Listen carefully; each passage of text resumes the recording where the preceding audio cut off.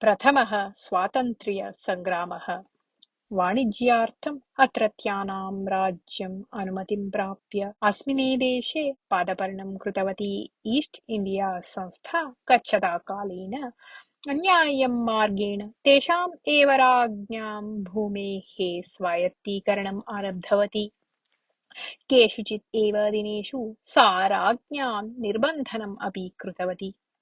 अपत्यरहितानां राज्ञां राज्यं संस्थायाः एव भविष्यति इति सा उद्घुष्टवती। सन्तानरहितः झान्सीराजः मरणसमये स्वपत्नीं लक्ष्मीबाईं दत्तकपुत्रं स्वीकरोतु इति उक्त्वा मृतवान्। लक्ष्मीबाय्याः दत्तकपुत्रस्वीकरणं नियमबाह्यम् इति संस्था प्रकटितवती। एतं विषयं ज्ञात्वा लक्ष्मीबाई क्रुद्धा अभवत्। तदनन्तरं झान्सीराज्यस्य प्रजाः राज्ञां लक्ष्मीबाय्यां बहु आदरं गौरवं च प्रदर्शयन्ति स्म। पण्डिताः, पामराः, सामान्याः, कृषिकाः, धनिकाः, वणिजः, अधिकारिणः, अर्चकाः इत्यादयः सर्वे जनाः प्रासादमार्गेण गमनावसरे जयतु महाराज्ञी, केनापि महाराज्ञ्याः अपकारकरणं वयं न सहामहे, महाराज्ञ्याः रक्षणार्थं वयं प्राणान् समर्पयितुम् अपि सज्जाः स्मः इति उद्घोषयन्ति स्म उच्चैः।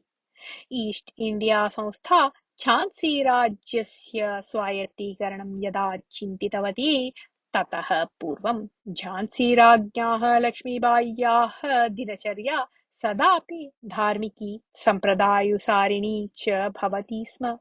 सा सूर्योदयात् पूर्वम् एव उत्थाय सुगन्धिजलेन स्नानं कृत्वा शुभ्राणि वस्त्राणि धृत्वा कञ्चित् कालं यावत् ध्यानं करोति स्म। पश्चात् तुलसीं पूजयित्वा मूर्तिजलम् आरभते स्म। तदा सभ्याः सङ्गीतज्ञाः भक्तिगीतानि गायन्ति स्म। पुराणिकः पुराणानि पठति स्म। पश्चात् आस्थानस्य प्रमुखाः सैनिकाः च आगत्य राज्ञीं नमस्कुर्वन्ति स्म। सा सर्वान् प्रतिनमस्करोति स्म। आस्थानस्य सार्धसप्तजनेषु कश्चित् एकं न पश्यति चेत् अपि सा अनन्तरदिने तम् अनागमनस्य कारणं विचारयति स्म। तस्याः अद्भुतस्मरणशक्तेः तत् केवलम् उदाहरणमात्रम्। अपराह्णे सा किरीटसदृशं शिरस्त्रं पुरुषस्य वेशभूषं च धृत्वा कटौ रत्नखचितकोशयुक्तं खड्गं स्थापयित्वा राजसभायाम् उपस्थिता भवति स्म। कण्ठे एकं रत्नहारं, हस्ते वज्रकङ्कणम्, अङ्गुल्यां वज्राङ्गुलीयकं च सा धरति स्म। पुरुषवेषेण स्त्रीवेषेण वा आगता सा साक्षात् आदिपूज्या भगवती गौरी इव एव दृश्यते स्म। सा तदा तदा पद्मसरोवरस्य समीपे विद्यमानं महालक्ष्मीमन्दिरं गत्वा आगच्छति स्म। कदाचित् सा देव्याः दर्शनं कृत्वा प्रत्यागमनसमये दूरे स्थितम् आत्मानम् एव पश्यन्तं कञ्चित् जनसमूहं दृष्टवती। तेषु बहवः शैत्याधिक्यम् असहमानाः वस्त्राभावकारणतः कम्पमानाः स्थितवन्तः आसन्।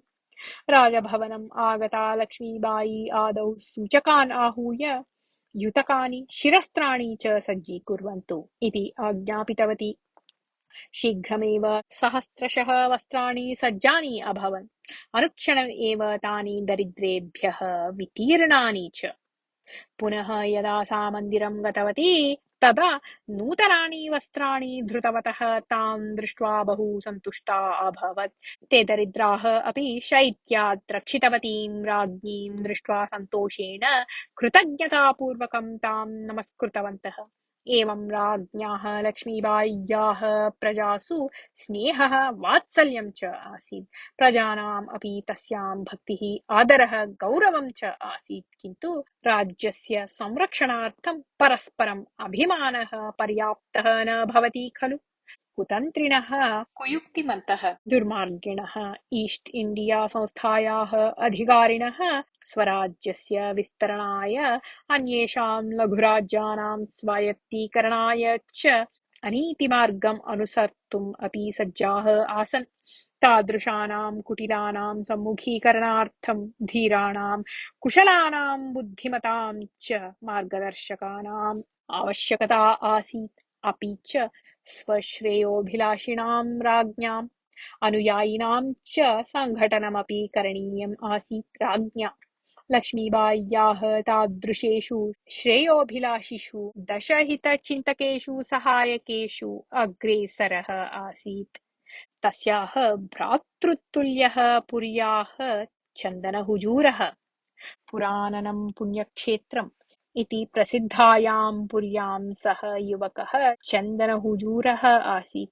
लक्ष्मीबाई स्वस्य पञ्चमे वयसि मातापितृभ्यां सह पुरीं गतवती आसीत्। तस्मिन् काले जगन्नाथदर्शनकाङ्क्षीभिः अर्चकस्य गृहे एव वासः करणीयः आसीत्। तथैव वासं कृतवतः लक्ष्मीबाई परिवारजनान् अर्चकस्य पुत्रः चन्दनः बहु प्रीत्या सत्कृतवान्। लक्ष्मीबाय्यां तस्य विशेषरूपेण भगिनीवात्सल्यम् आसीत्। चतुरं चन्दनं लक्ष्मीबाय्याः मातापितरौ अपि इष्टवन्तौ। तौ तं पुत्रवत् एव पश्यतः स्म। तेषाम् इच्छानुसारं लक्ष्मीबाई एकस्मिन् शुभे मुहूर्ते चन्दनस्य मुखे देवस्य जगन्नाथस्य प्रसादं स्वस्य लघुकरकमलेन स्थापयित्वा अग्रज इति आहूतवती। चन्दनः अपि आनन्दाश्रूणि श्रावयन् भगिनी, भवत्याः जीवनं सर्वदा सुखमयं भवतु। भवत्याः सन्तोषं मह्यमपि दातुं मा विस्मरतु इति उक्तवान्। अग्रे लक्ष्मीबाई झान्सी साम्राज्यस्य राज्ञी अभवत् इति वार्तां श्रुत्वा सः बहु सन्तुष्टः अभवत्। अनन्तरं कदाचित् चन्दनस्य विवाहस्य वार्तां श्रुत्वा लक्ष्मीबाई दूतानां द्वारा तस्मै अमूल्यानि उपायनानि प्रेषितवती। तद्दृष्ट्वा चन्दनः बहु सन्तुष्टः। तेन सह झान्सीराज्यस्य राज्ञ्याः लक्ष्मीबाय्याः च सम्भाव्यमानां विपत्तिं ज्ञात्वा सः बहु खिन्नः अपि अभवत्। विवाहस्य अनन्तरदिने एव स्वस्मै उपायनानि आनीतवद्भिः भटैः सह झान्सीं प्रति सः प्रस्थितवान् एव। चन्दनेन यावत् झान्सी प्राप्ता तावता तत्रत्या परिस्थितिः पूर्वापेक्षया अधिकं शोचनीया जाता आसीत्।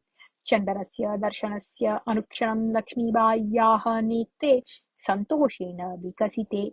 परं चन्दनः विवाहस्य अनन्तरदिने एव प्रस्थाय आगतवान् इति वार्तां श्रुत्वा सा खेदेन तं पृष्टवती। भवान् किमर्थम् एवं कृतवान्? विवाहसमनन्तरम् एव नवोढां पत्नीम् एकाकिनीं त्यक्त्वा किमर्थम् आगतवान् भवान्? विवाहसमनन्तरं सा भवतः सहवासं किञ्चित् कालम् इच्छति यत् तत्र न किमपि आश्चर्यम्। सहवासदानं भवतः कर्तव्यम् अपि। सुखेच्छा कस्य न भवति लोके इति। कष्टम् अनुभवन्तीम् अनुजां दृष्ट्वा कोऽपि अग्रजः सुखेन स्थातुं शक्नोति किम् इति ताम् एव पृच्छन् चन्दनः यदि अकस्मात् युद्धं भवेत् तर्हि अन्यराज्यानां राजानः भवत्याः साहाय्यं करिष्यन्ति किम् इति पृष्टवान्। साहाय्यं कुर्मः इति केचन प्रकाशम् एव उक्तवन्तः सन्ति। अन्ये केचन इतोपि किमपि न उक्तवन्तः। तथापि विश्वासघातुकैः एतैः श्वेतजनैः सह युद्धे सर्वः अपि साहाय्यं करिष्यति इति मम विश्वासः अस्ति इति उक्तवती लक्ष्मीबाई। भगिनी, भवत्या उक्तं युक्तमेव। तथापि विश्वसितुम् एव अशक्याः केचन विषयाः भवन्ति। ह्यः रात्रौ एकत्र वसतिशालायां वासं कृतवान् आसम्। तत्र अहम् अन्ययोः द्वयोः पन्थयोः सम्भाषणं श्रुतवान्। तयोः एकः ग्वालियरस्थः, अपरः टिहिस्तः च। तयोः उभयोः देशयोः राजानौ भवत्याः पक्षे स्तः किम् इति पृष्टवान् चन्दनः। अग्रज, तयोः राज्ञोः विषयम् अहं किमपि न जानामि इति खेदेन उक्तवती लक्ष्मीबाई। तौ द्वौ अपि राजानौ ब्रिटिश् जनानां साहाय्यं करिष्यतः इति अहं तयोः पन्थयोः सम्भाषणात् ज्ञातवान् इति उक्तवान् चन्दनः। तथा वा इति आश्चर्येण पृष्टवती लक्ष्मीबाई। मया श्रुतम् असत्यम् एव भवतु इति अहम् इच्छामि। यदि बान्धवाः मित्राणि च शत्रुपक्षं गच्छन्ति तर्हि तस्य परिणामः भीकरः एव भविष्यन्ति। भवत्या नानासाहेबस्य साहाय्यं तु लभ्यते एव। भवन्तौ मिलित्वा ईस्ट् इण्डिया संस्थां सम्मुखीकर्तुं शक्नुतः। तथापि अस्य अग्रजस्य एकाम् इच्छां पूरयामि इति वचनं ददातु भवती इति उक्तवान् चन्दनः। का सा इच्छा इति भावं नेत्राभ्यां सूचयन्ती प्रश्नार्थकदृष्ट्या चन्दनं दृष्टवती लक्ष्मीबाई। भवत्या सह सर्वदा भवितुम् एतस्मै अग्रजाय अवकाशः दातव्यः। मम शरीरे यावत् प्राणाः भवन्ति तावत् अहं भवत्याः रक्षणं करिष्यामि। अग्रजस्य जीवितकाले अनुजा विपद्ग्रस्ता कदापि न भवेत् इति उक्तवान् चन्दनः। अग्रज, मम विषये तावत् भयं मास्तु भवतः। मम पत्युः मरणानन्तरं प्रजानां रक्षणार्थम् एव अहं जीवन्ती अस्मि। निष्प्रयोजकस्य अस्य शरीरस्य विषये मम व्यामोहः नास्ति। तथापि जीवने किमपि साधनम् अकृत्वा मरणं प्राप्तुं न इच्छामि। उत्तमकार्यार्थं मरणं मम सौभाग्यं भावयामि। यदि युद्धं स्यात् तर्हि मया सह एताः निर्दोषिण्यः प्रजाः अपि मृताः भवन्ति खलु इत्येव मम दुःखम् इति उक्तवती लक्ष्मीबाई गम्भीरतया। भगिनी, भवत्याः व्रजाः शूराः सन्ति। ताः स्वातन्त्र्यार्थं प्राणान् समर्पयितुम् अपि सज्जाः सन्ति इति उक्तवान् चन्दनः। किञ्चित्कालम् आवृतस्य मौनस्य भेदनं कुर्वती लक्ष्मीबाई उक्तवती, अग्रज, भवता अधुना स्वग्रामं गत्वा नूतनतया ऊढया पत्न्या सह सुखेन दिनानि यापनीयानि सन्ति। भवतः आशिषः एव मह्यं पर्याप्ताः इति।